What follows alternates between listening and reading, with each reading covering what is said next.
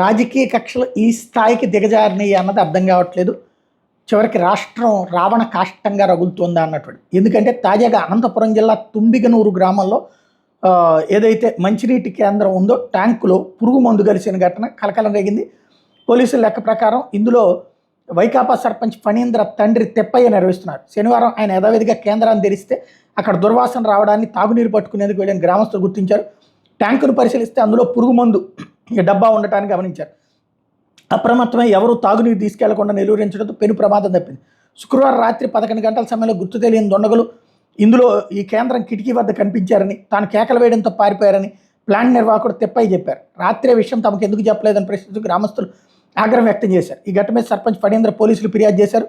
అధికారులు శుద్ధజల కేంద్రాన్ని సీజ్ చేశారు. ఇది వాస్తవంగా ఏంటంటే తెలుగుదేశం ప్రళయంలో సుజలాన్ గాలిమర్ల సంస్థ గ్రామంలో శుద్ధజల కేంద్రాన్ని ఏర్పాటు చేసి ప్రస్తుతం ఈ కేంద్రాన్ని వైకాపా సర్పంచ్ ఫణీంద్ర తండ్రి నిర్వహిస్తున్నారు.